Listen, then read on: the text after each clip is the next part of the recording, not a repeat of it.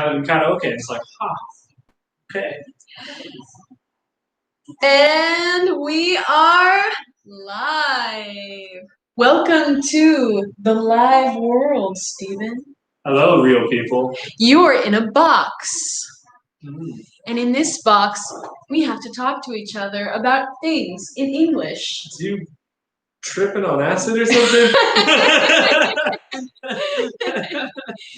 Sorry, I was being a little weird. No, it's okay. I like it. That's the stuff I live for.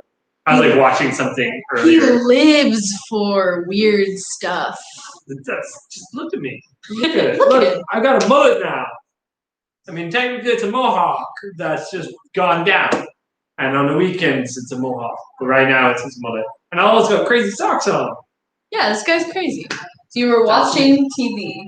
Or what were you saying? I was watching something that made me feel very like that kind of mindset where I thought things were crazy. Like I was watching, what was it? I was watching Brian Greene, who's this physicist, talk about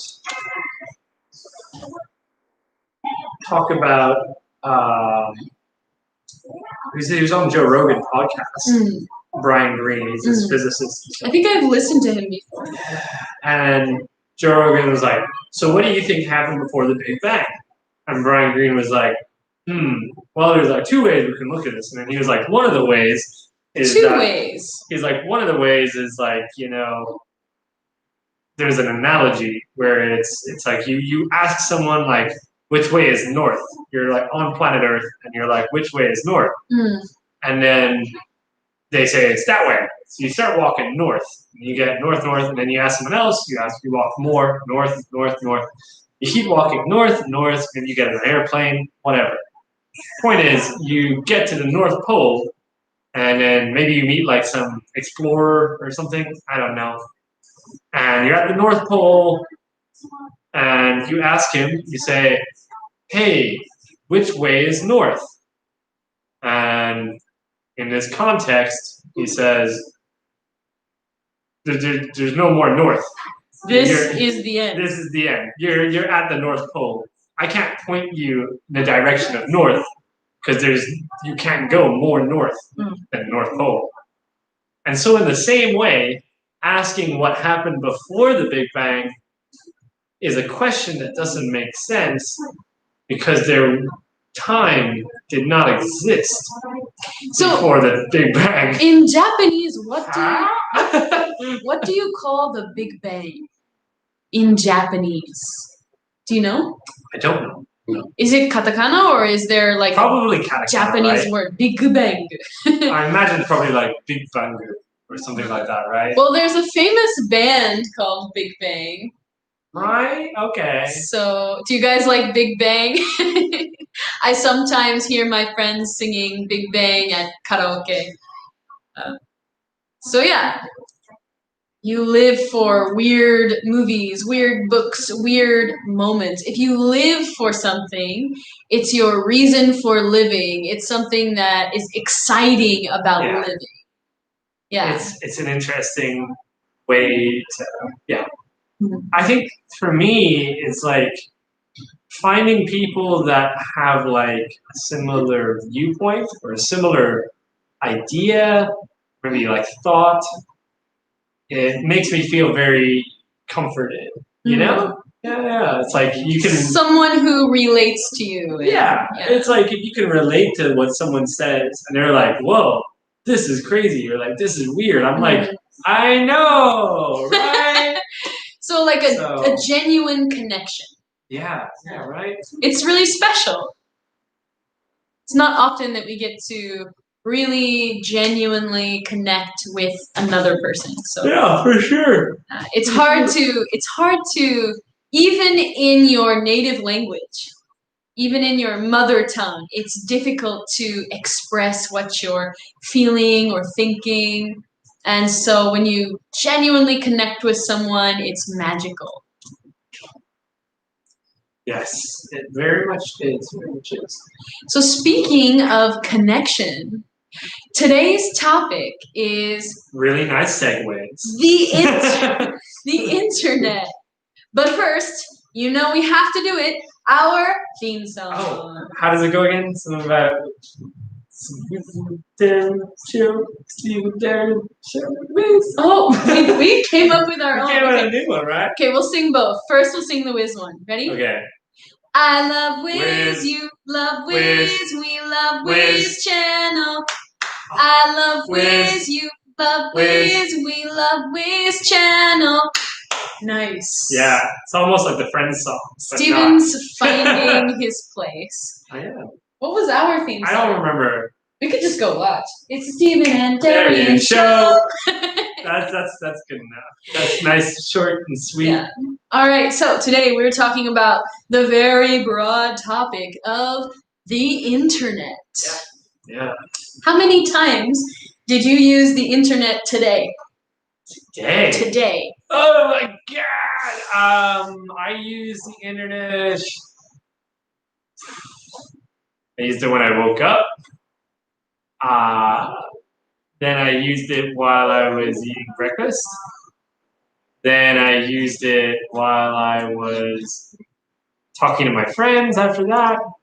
And then I used it to listen to music and also to read news. So like 75 times. I don't know, like a lot of times. It's like one continuous stream though, because I'm even using it now, you know? We're using the internet now. Yeah, man. We are always plugged in. Yeah. So I don't know the age of the people watching. Sometimes there's a generation gap. Sometimes there's not. I wonder if the people watching, like how often do you use the internet? Put that in the comments. It'll make us super happy. Make us happy. That made me super happy. Make us happy. Show me something. Show me your ways, almighty wizard.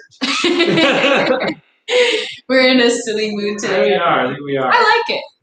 Yeah. I like it too. So, first on our list is like friends and community. Do you want to open that up? Right. I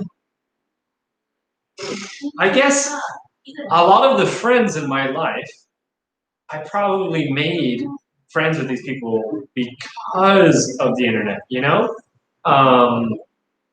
So, okay, right? So first off, there's the friends you grow up with. You know, that's like just from school. That was before I even had the internet. But then when I was at university, you know, there's friends you go to class with, friends you live with. But then there's like maybe events that you go to, especially as a musician, there's lots of events that I learned about while living in different countries. And I only knew about these events because of the internet, you know? And so if I didn't know about the events, I wouldn't meet the people. But, you know, especially in a foreign community. Yes. You know, if you don't know anyone, then you don't know where to go to meet people. But because of the internet, it's so easy to find people. Yeah, very true, very true. The only reason I found all of these places to play music is because of the internet. Yeah, same. Yeah. And I think the internet, as far as community, especially for people in small towns, for people in maybe minority groups, for example, LGBT people, they find a lot of like community and like a home on the internet. Yeah, very true. Don't you think? I think everyone has something that's kind of unique, of course. Yeah. Because like the only normal people are people you don't know well enough, right? Did you hear that? Let me repeat that. So Steven said something fun. The only normal people are the people you don't know well enough. Yeah. So once you get to know someone, you know there's something weird or unique about them. Yeah.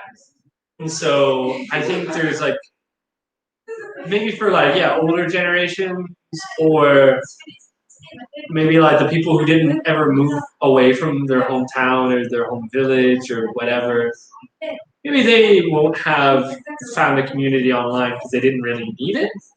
But then for, let's say, people from LGBT Q, or like third culture children, or Third culture children. What's that? third culture, meaning that your parents are from two separate cultures, right? So a third culture child, for example, maybe the father is Japanese, the wife is American, but then you grow up in Germany. Yeah. So it's like third culture, Third culture. means like the culture you grow up with is different than your father's culture and it's different than your mother's culture, and or like just your parents' culture, right? So for people in that situation, it can be kind of difficult growing up, and I think kind of the same as like being an immigrant, right? Like, because we're immigrants, you know, in Japan. Immigrant punk. Immigrant punk. Pow! Yeah. So whatever kind of minority group that you're a part of, whether it's something to do with LGBT or your ethnicity or your interests or even mental health, you know, like that's a big thing on the internet is certain mental health issues can be like very difficult to find someone to talk to about who has the same experience. Yeah, so maybe in daily life, you can't talk about like depression, anxiety, ADHD, all these things that maybe society would look down on you for. But on the internet, you can openly talk about it, you can read about it, you can discuss it with other people, and so it's kind of freeing. Yeah, exactly. Like, and even if you do have someone that you can talk to about it, if they don't experience that difficulty, then it's actually a lot easier to find someone on the internet. And usually there's communities for it.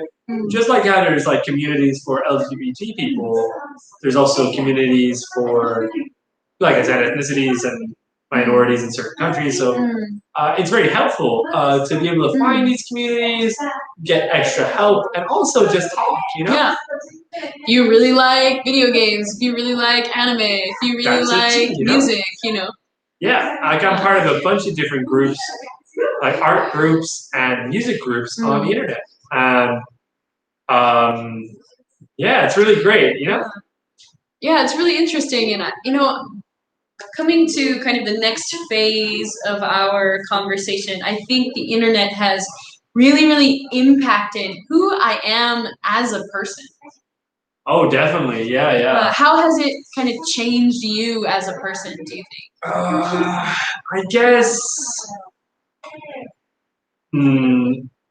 I guess, like when I was a kid or when I was growing up, this might just also just be like being a child versus being an adult. Because when I was a child, I had no internet. And then when I was about 16, 17 is when I got the internet. Me too. Yeah, oh, that's same, right, because countryside, right?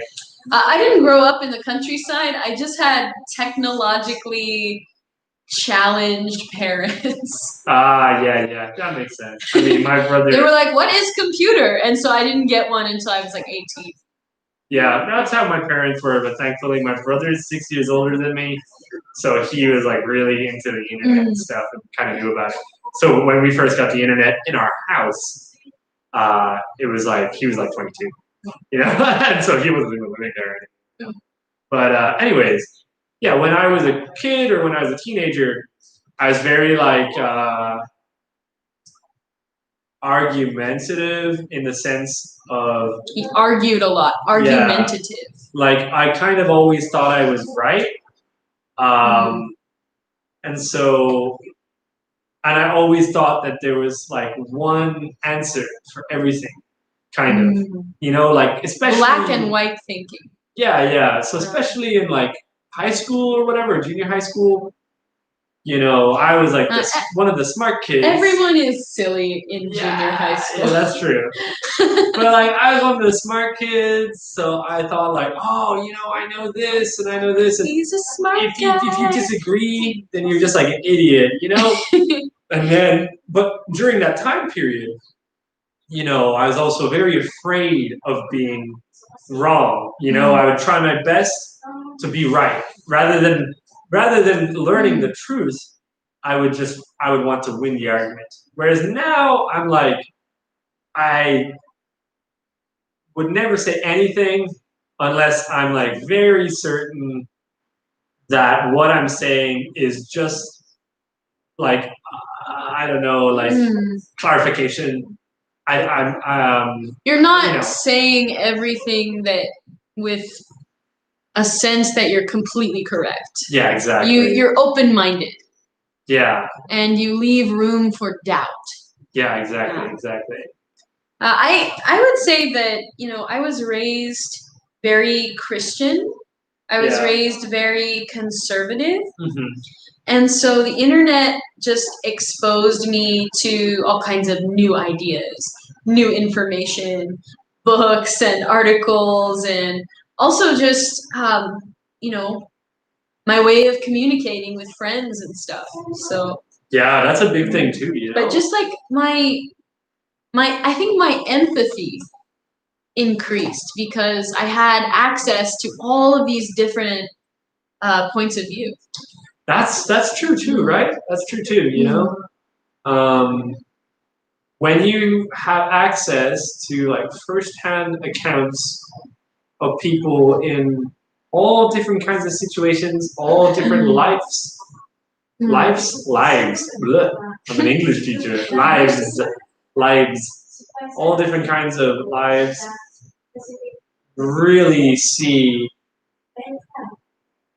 like, I don't know, like a new side of things. You can definitely empathize more, or sympathize, I should say, if you haven't experienced it. Sympathize.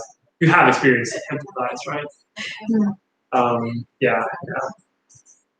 I guess how I do things has also changed a lot from when I was younger. You know, is that now I guess like the bad thing is that I feel like when I was at university, right, I had the internet but only in my apartment, right, or at university. When I was walking around or anything like that, or outside of the house, I never had internet on my phone because I was a poor student, couldn't afford a phone contract. So I would just like put in like a little bit of money and then text someone if I needed. But so you had a prepaid phone. Yeah, prepaid phone. But during that time, you know, I was never distracted as much, and so I would walk around and I would be like more in the moment, in the now. But that's so we're coming to, so we talked about a lot of positives. You know, we talked about the way it changes your outlook and gives you access to so many different pieces of information, but it's also very distracting. And it scatters your attention. Fragments your attention, so you can't really totally focus on one thing. Yeah, for sure. Yeah, I definitely feel that I'm always kind of multitasking. Multitasking is doing several things at once instead of just putting all of my attention into one thing. Yeah, like multi as in many, task as in thing to do. Yeah, so I definitely feel like we need some time without the internet. Yeah, you definitely need to unplug sometimes. Yeah, how do you cope with that? How do you create a balance with technology in your life? I guess for me, I think especially in Japan, it's pretty hard because there's really good coverage everywhere. Internet is everywhere. Thanks, Japan. Which is amazing. But the best way for me to kind of get a chance to do something else and not think about it is sometimes when I go hiking or when I go camping, just put your phone in the bag. There's no signal anyways. Airplane mode. Yeah, and then sometimes it's like, so it's very hard for me to turn off my phone and just put it in my pocket because I'm doing a lot of different stuff, you know, with musicians and organizing stuff and whatever. Organizing, coordinating. Yeah, but if I can, sometimes I'll just take my phone, and if I know I'm going to be back in a few hours and I don't have anything coming, I don't have any important phone calls or anything like that, I put my phone and I just leave it in my apartment, and I just leave. But yeah, I often take a break on Sundays. Like I'll schedule some time, make sure everybody's happy, and then goodbye phone. Do you have a hard time staying off your phone or computer? Tell us in the comments. Let us know we're not alone. Yeah, it's very hard to put it down. So, what do you use the internet for the most? I would say, for me, messaging.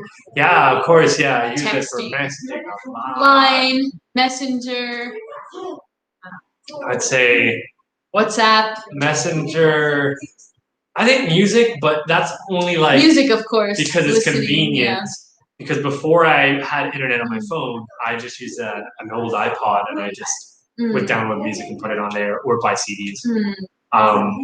So yeah, yeah, I guess messaging people, organizing stuff, staying in contact. That's probably the best thing about the internet is the communication. Yeah, because you know, in the before times, before the internet, the before times, we'd have like to. that. Sounds like an apocalypse or something. In the before times, that's what we say about COVID now, right? Yeah.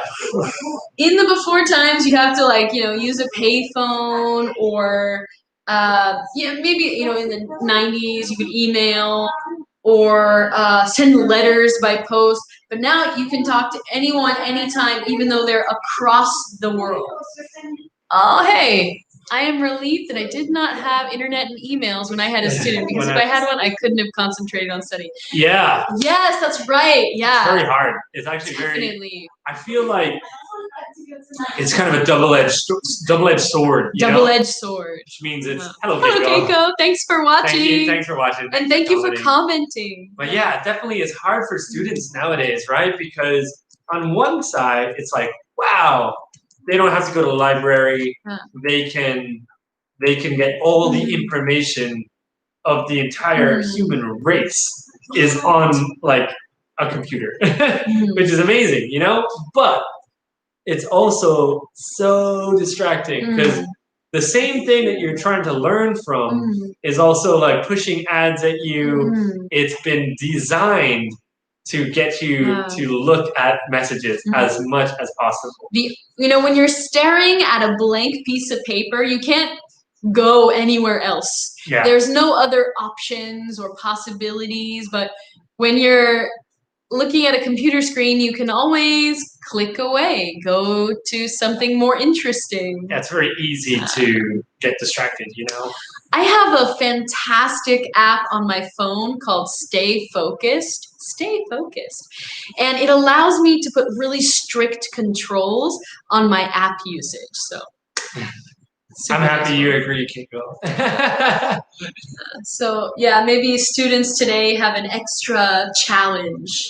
I mean, yeah, same as every generation, right? Every generation has unique challenges. Speaking of generations, segue. But not like the machine you roll on. That's our new thing. Segue. All right. Generation gap. So I think the internet has created a big generation gap between the people that have used the internet, our generation, and the generation before and the generation before. Segue. Not that kind of segue. Not that kind of segue. How do you spell segue? Is it S-E-G. Like that? Yeah. Yeah. Segue. So a segue is a transition. Yeah.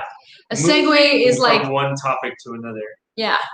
How you move from one topic to another. So he said something about generations. So I said, okay, speaking of generations, there's a generation gap because of the internet.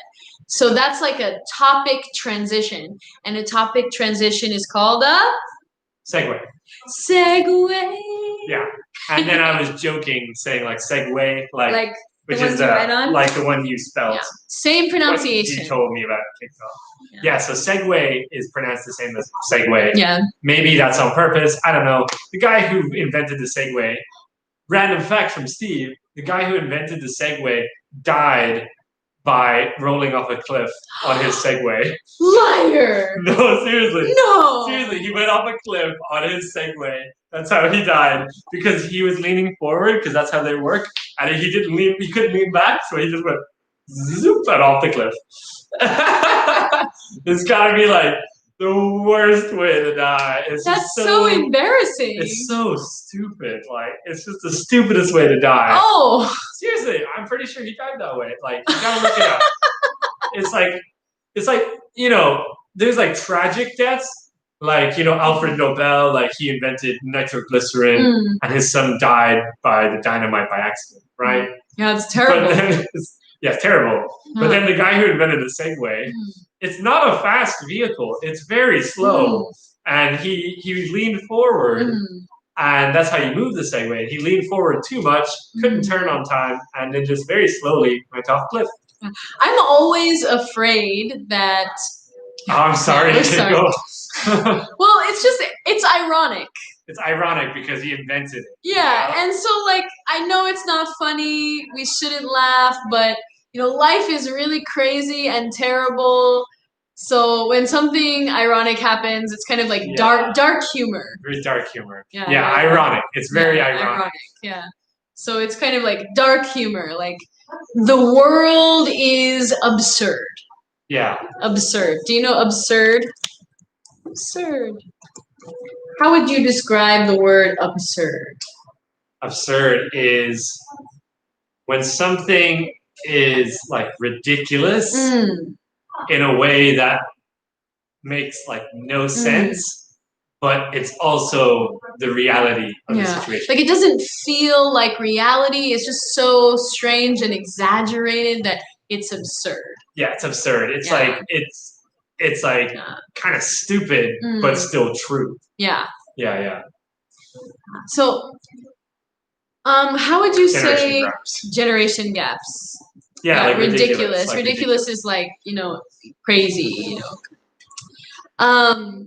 How would you say your parents relate to the internet versus you? Oh, my mom's pretty good with it, actually. She's decent enough. She uses it for Facebook, and she looks up little articles and stuff. And she seems to enjoy using it. But, like, it's kind of like beyond that, beyond looking at, like, the main kind of things that are pushed in your face, she doesn't really know much else. It's more like Facebook. Basics. And then kind of basic stuff. Yeah. Like, like newspaper websites and Facebook and such. And my dad is more like, he uses Facebook a little bit, but also he's not very good at using Facebook. My dad is very bad with technology. My parents were really reluctant. Reluctant is like resistant. They kind of rejected the idea of using the internet because it was new.